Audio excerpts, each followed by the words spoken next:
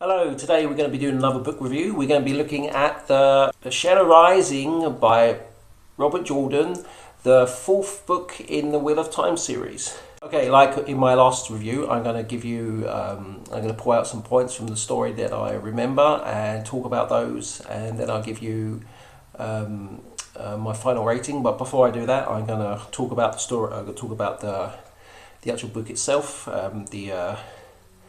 the world building and the characters themselves and whatnot. Okay, so without further ado, let's talk about the book. Okay, so this book, The Shadow Rising, as the name implies, is basically the evil spreading throughout the world, and it's a really good conception because we have bubbles of evil that's floated on top of the wheel, catching up with our three main characters.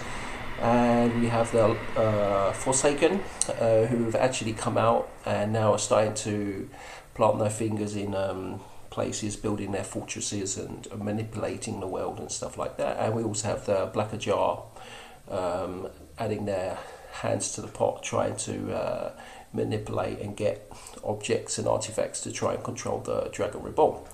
Okay, so yeah, so the world building in this is fantastic. We see more of a world building towards the Aiel, the Waste.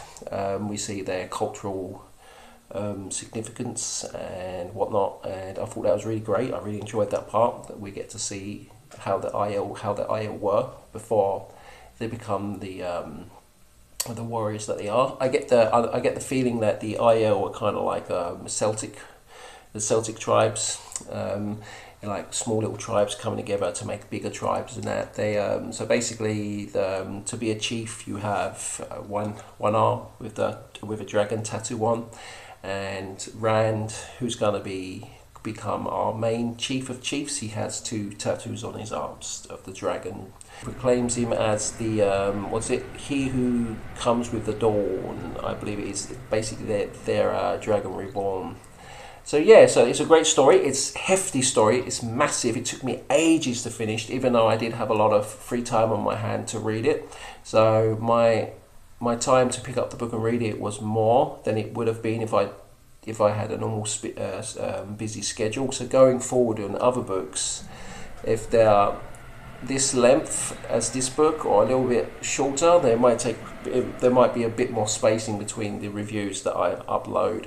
Jordan goes through his process of dragging the story out, loading loads of detail, taking ages to explain what's going on, and which I enjoy. I've said it before in other reviews that I like Jordan, the way of Jordan's writing. I think it's fantastic that it takes ages to explain something, so we get more in depth, a more feeling of the characters, and yeah, so it's not like it's not fast paced. We don't learn much about the characters, and it's just straight action.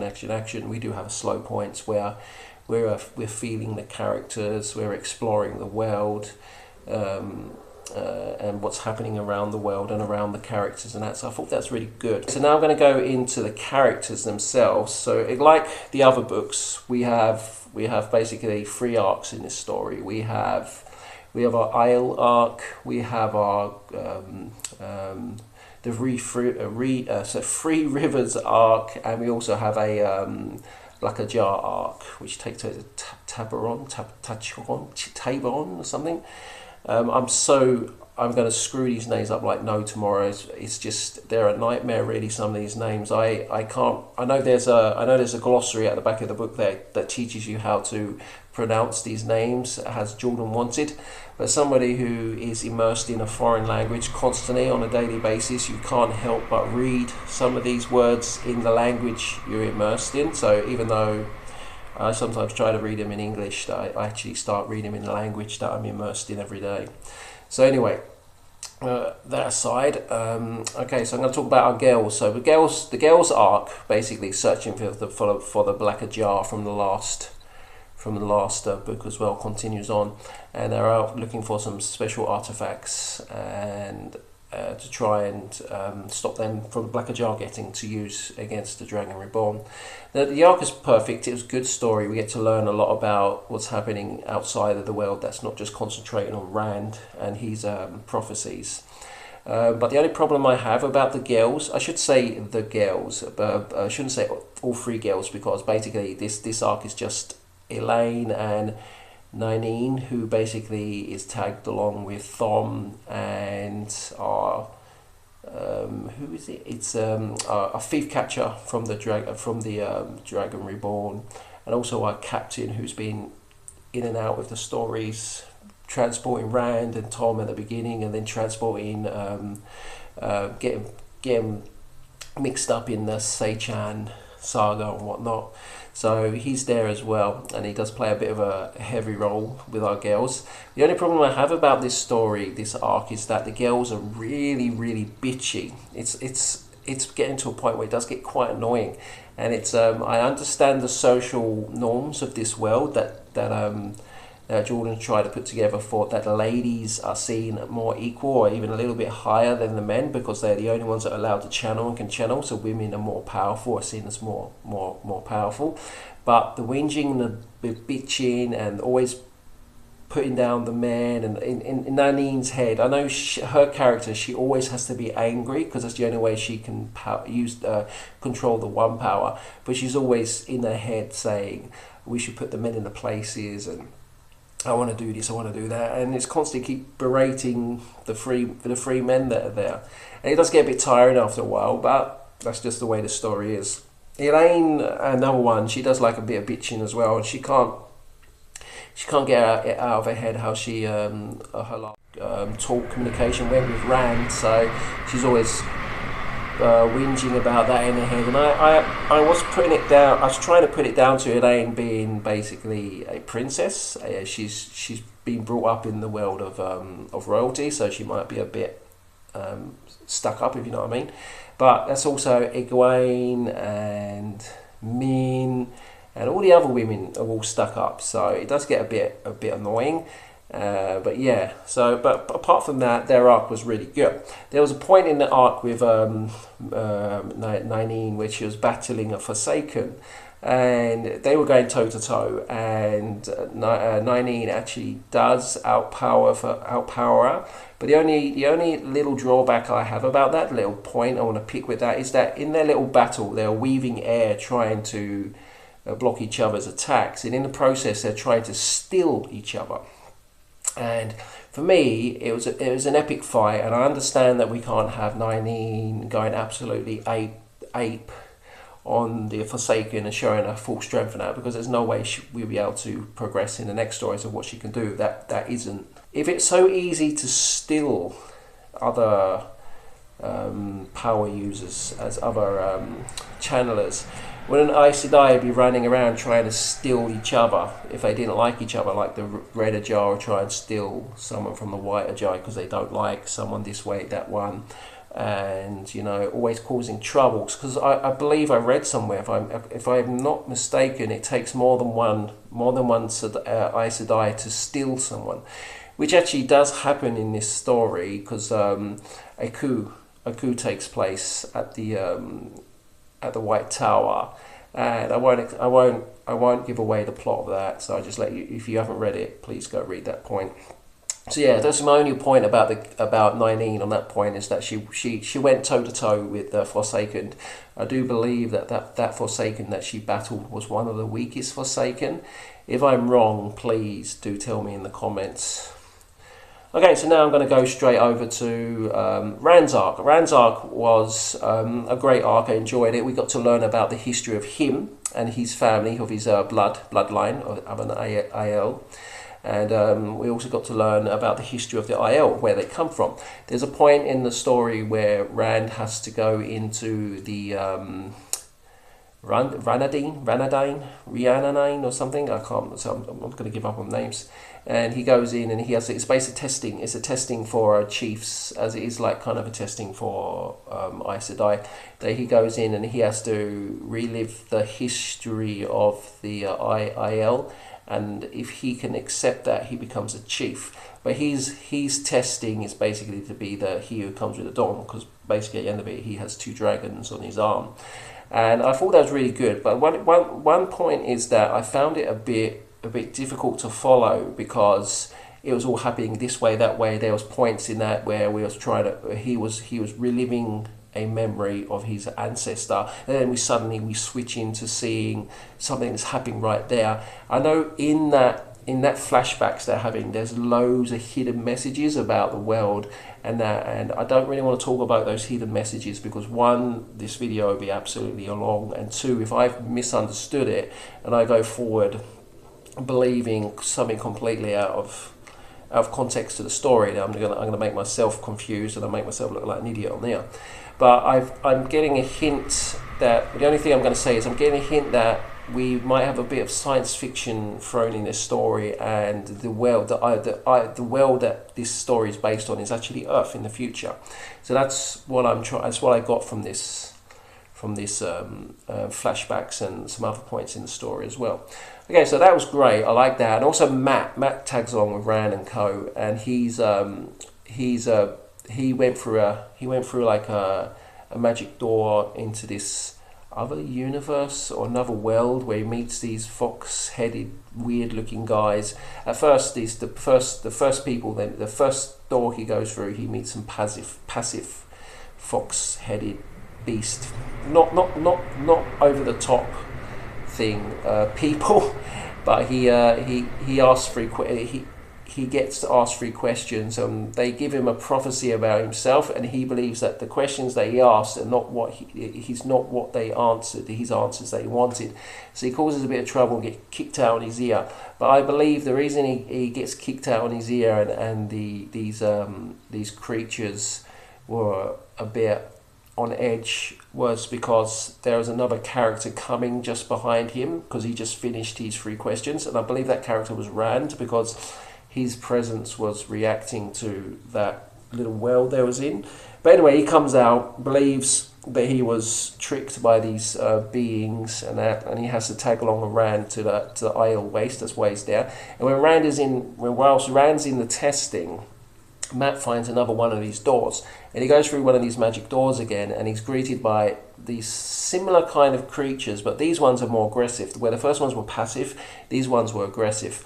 And these ones go as far as basically Matrix style downloading all the past generals and tacticians or military tacticians in the Eye of the Will world into his brain. So he has all this knowledge, and he gets this staff, but it's basically a reminder of what you've asked or what we've given to you. And in the process, they hang him.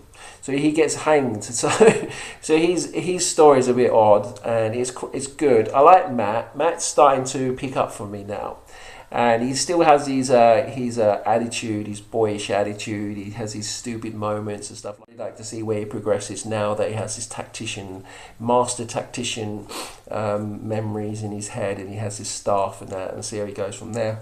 The Rand's arc was really good, and I enjoyed it. We got to follow Rand, and we got to see how he plays out. My favourite arc in this story was actually Perrin. Perrin's arc, where he has to go back and save the 3 rivers from an attack from the white cloaks, which is who are being manipulated by Padden Fane, who is basically that a mix of Dark Friend and that monster from that city, whatever, when Matt got the dagger.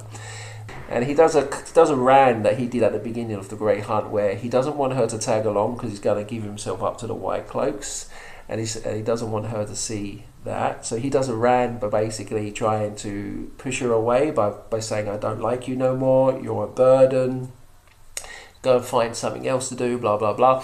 And she takes it another way, and she goes complete mad on him, and she starts treating him like a proper idiot, and from her we learn in the story that she's actually a noble person. Her family her father is an uncle to a queen, and I can see where she gets this stubbornness and this uptightness, and she starts bossing people around her and treating and using other people to get back at Perrin. So I can understand that point from there. But basically, Perrin goes back to the 2 rivers from going through the ways again. So we get to experience the ways, and as they're travelling through the ways, Perrin and Fane are having their lovers' tiff in there. And they're accompanied by Loyal and 3 Aiel warriors. One is the One is the warrior that Perrin freed from the cage in the Dragon Reborn story, who has a life debt to him, so he's there to help Perrin. And we have two other girl, Aiel, who are being befriended by Fane, and they all go back and save the Two Rivers. But basically, the Two Rivers is being attacked mostly more by Trollocs. Perrin's family is. His entire family's been wiped out, and it was they're saying by Trollocs, but it seems like it's possibly done by Fad and Pain. And the White Cloaks really hate Perrin. They want to take him in because they have their own issues with him, and basically Perrin has to deal with his loss of his family, but Fane's there to support him through her noble upbringing, to treat Perrin as a leader, as a king, so he can go forward and lead his people. And it's very nice that, and it's very convenient that the Two River folk basically follow him. And it is explained that the Tiavain, or these are basically Matt Randon are the ones that they can adjust the wheel and pull people in the weaves of the wheel, and they begin to accept him and as a leader. And another good point about this story is that we see Perrin as the man. We don't see Perrin as the wolf eyes, as the wolf, the golden eyes. Even though he gets called golden eyes in the story by the two river folk, he's more treated as a person, as himself. And it's nice, also a good thing is that we get to see Tam, Rand's father, and I was really interested to wonder if we was ever going to see Tam again. And I was always wondering how the reunion between Rand and his father went, his adopted father would have went, but we got it through Perrin at this point. So and we got to learn a little bit about him being a military leader, and he was all fighting, and he can survive in the woods by himself. So that was a great point of the story. And another thing is that Perrin he asks the White Cloaks to help in the final defense of his village, Three Rivers village, and the White Cloaks said they will help as long as he, after the battle is done, he give himself up and they take him back and try him and hang him and whatnot.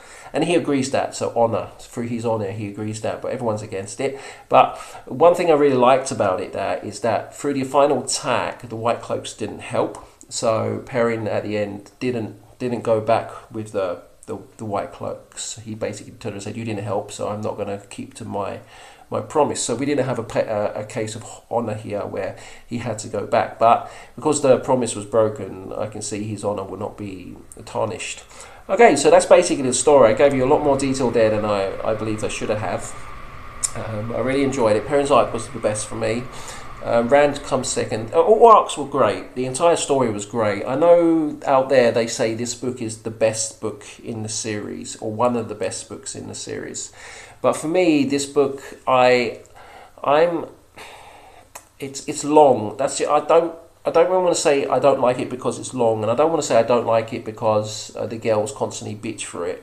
But I wouldn't say it was one of the best books in the story. It had all endings were great. Perrin's ending was the best, of course, but I wouldn't say it's the best book in the series so far yet. I've only read up to book 4, and I'm reading blind. This ain't a second read for anything, so I'm starting out now as I am.